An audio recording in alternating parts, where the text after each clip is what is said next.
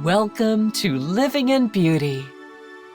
It's Tuesday, August 9th, 2022, day 2213 on the road, and we're in Seward, Alaska.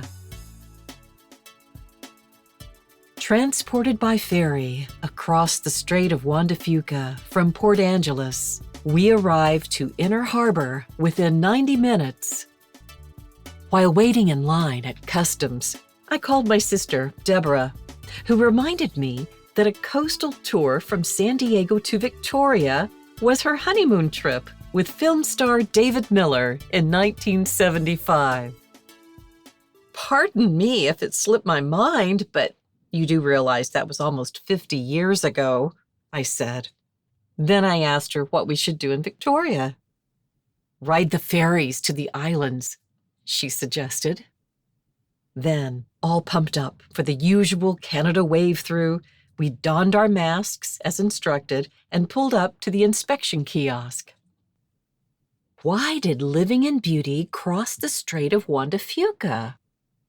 For many reasons, but not for an hour-long customs search by federal officers who seized an unopened jar of hemp cream.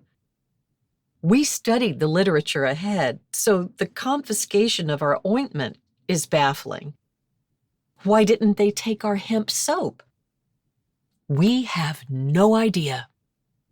Maybe that's why we skedaddled the moment they released us, before the sniffer dogs could pick up on our hemp underwear. Like bootleggers on a hot run, we blasted through scenic downtown Victoria, into the bucolic countryside, to a secret hideout on the beach where we laid low, tried to blend in, shake off the nerves. Then, two things happened. First, the sun came out. It was the warmest moment we'd experienced since leaving San Diego. Then, our Canadian neighbors, in a fifth wheel, noticed we could use some cheer and invited us over for game time, refreshments, and to talk smack about customs on both sides of the border. This gang of former Victorians shared their valuable insider sightseeing advice. And they broke the news that ferry services to the San Juan Islands were a casualty of the pandemic. That was a bummer, missing the San Juans, but at least we didn't feel like lonely outlaws anymore. So we threw the dice and won a game plan for what turned out to be 3 fabulous weeks in Victoria, British Columbia. The sunshine didn't last. The May sky remained as shifty and mysterious as those Dow Jones graphs, holding us in thrall and confusion over what it all means.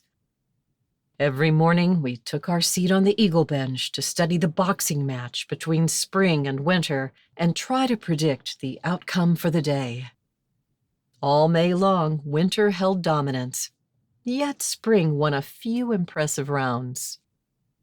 The first activity on our list was to visit with our full-time Airstreaming friends, who have stabilizers down in the region.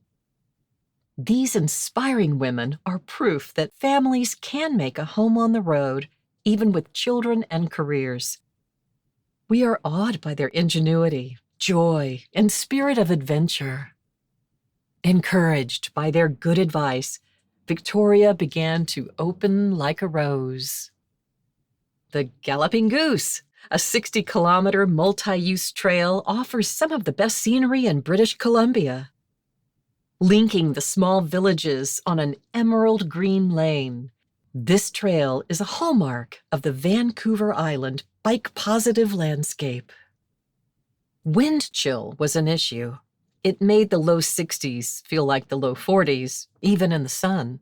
So Pico was often housebound with his fluff friend Ratty Rat.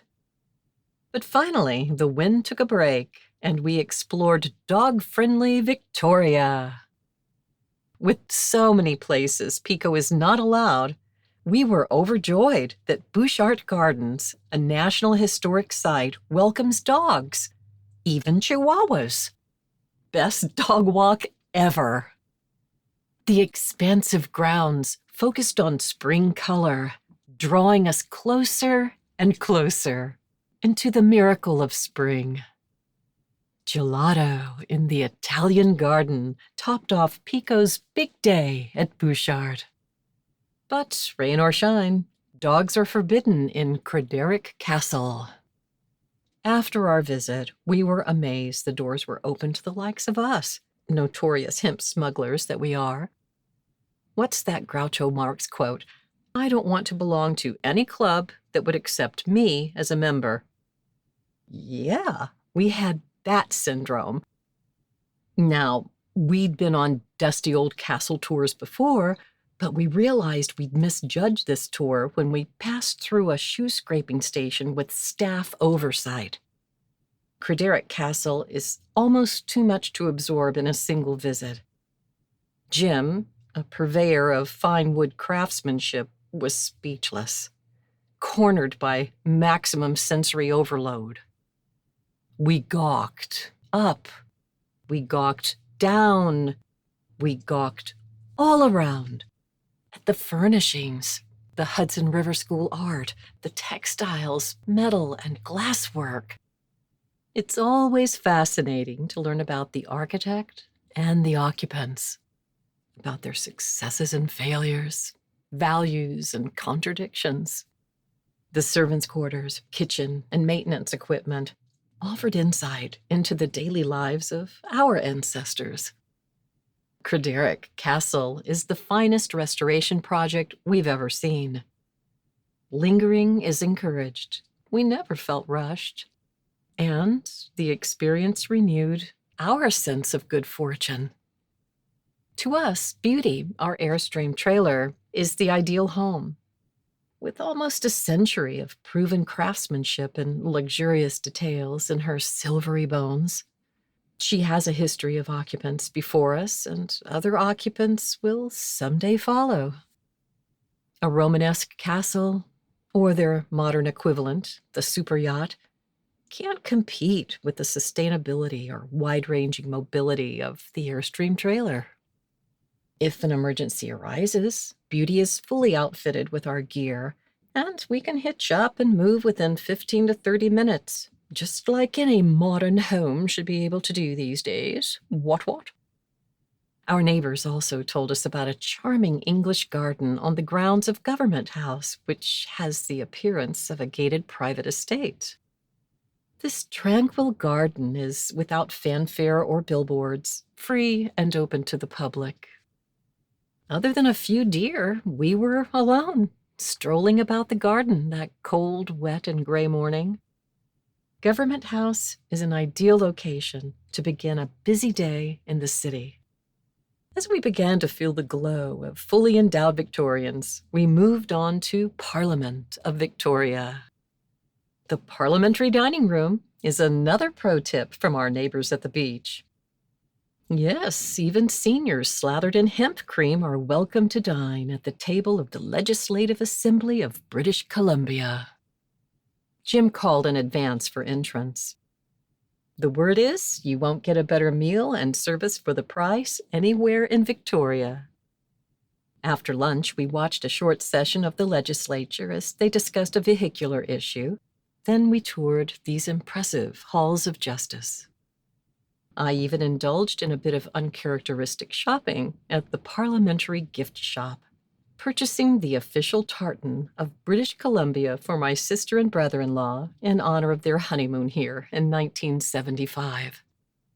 Then suddenly, on our way out, that special someone of Platinum Jubilee fame reminded us it was time for tea. Oh dear, what shall we do? Having tea during happy hour is a customary point of tourism in these parts. High tea at the Empress is most popular with Americans. But the Empress is also the most pricey option, especially if you pony up for the single flute of champagne. Now, we reserve the big money for anniversaries and birthdays and pain cream. Still, we checked it out. The Empress is a stunning hotel. The walk-through is free, and the shops are lovely. Yet Murchie's is more our cup of tea. It's the locals' tradition, a place where history and old-world charm doesn't break the bank. What a jolly good time.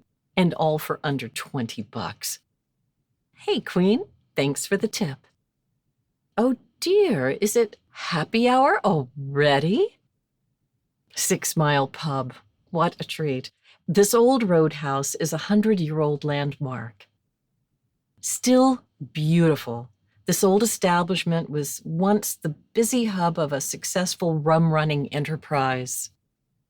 Lovingly preserved, the fragrance of wood and linseed oil transported us back to our old childhood schools, churches, post offices, which may have been built with wood from this region. We toasted to the ghosts still lingering about and indulged in the classic pub fare. While dining, it began to rain, topping off a perfect foodie day in Victoria.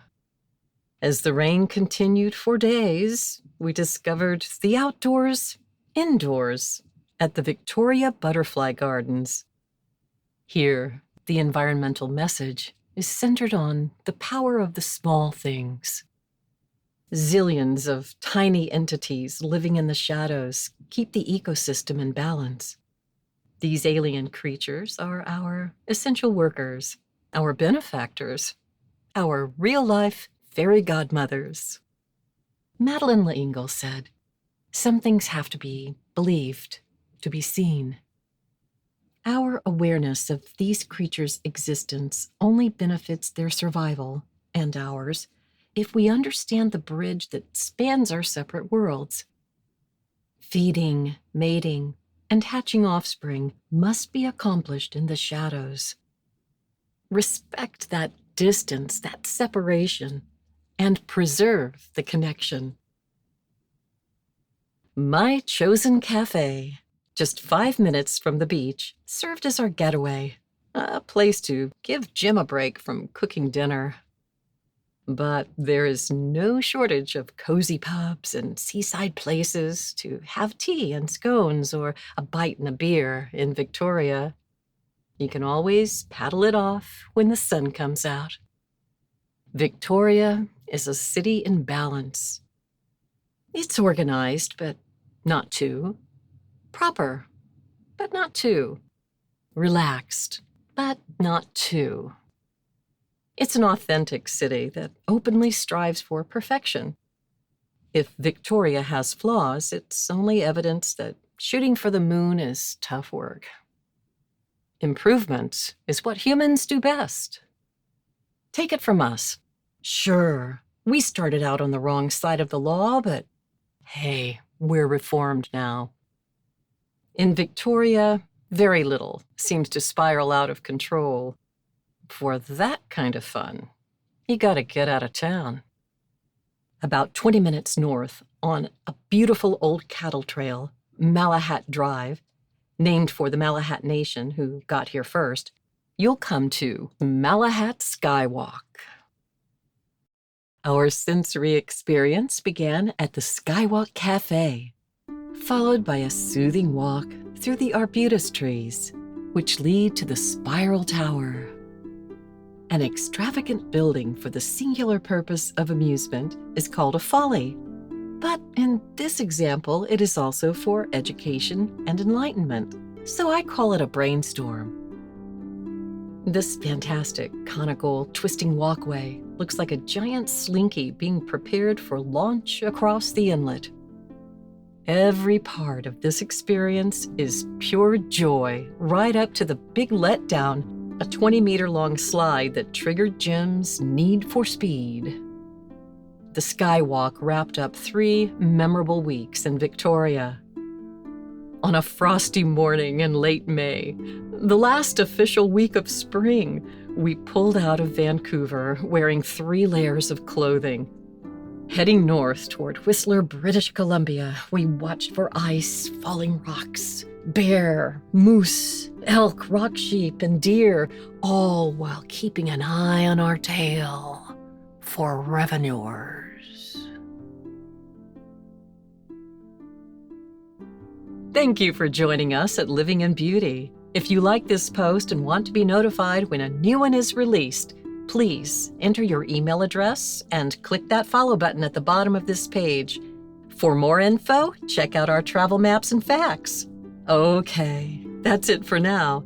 Safe and happy travels. Until next time.